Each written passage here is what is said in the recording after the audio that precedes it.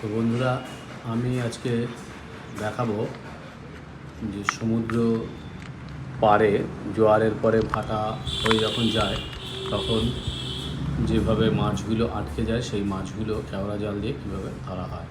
আগের ভিডিওতে আমরা ডিঙি নিয়ে বেরিয়ে পড়েছিলাম সমুদ্রের মধ্যে মাছ ধরতে।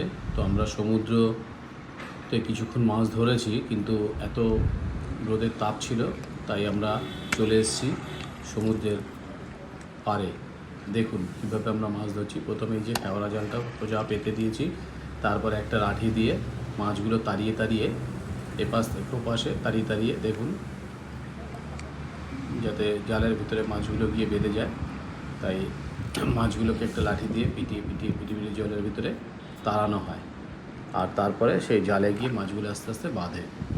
ঠিক আছে, চারিদিকে অনেক পাথর পড়ে আছে, এই পাথরগুলো খুব নোনা এবং ধারালো, এগুলোতে পা কেটে যায় খুব। তাই সাধারণত জুতো পরে নামাটাই ভালো।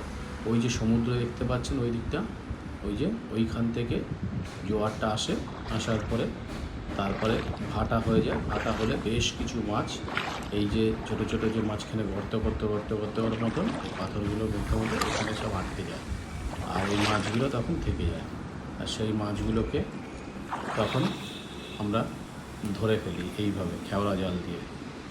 এই জাল পেতেছি দেখুন লম্বা করে, এখনও ওই দিকটা পাচ্ছে জাল দুজনে মিলে, দেখুন এই যে এইভাবে। তো আমরা এইভাবে জালগুলো লম্বা করে পুরো পেতে দিয়েছি। ঠিক আছে, এই দিকে একজনকে আমরা দিয়েছিলাম লাঠি দিয়ে মাছগুলো তাড়ানোর জন্য। দেখুন আকাশটা খুব সুন্দর একটা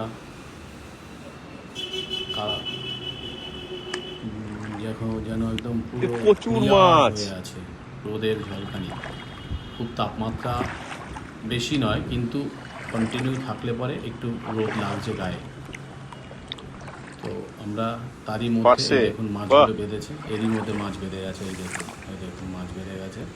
এটা হচ্ছে পার্শে মাছ, সমুদ্রের পার্শে। দেখেছেন এরকম প্রচুর মাছ আমাদের জালে বেঁধেছে, যেগুলো আমরা একটা একটা করে একটু একটু করে ধরে ওই দেখুন আর একটা মাছ বেঁধে গেছে। এইরকম প্রচুর মাছ আমাদের এই জালে আজকে বেঁধেছে।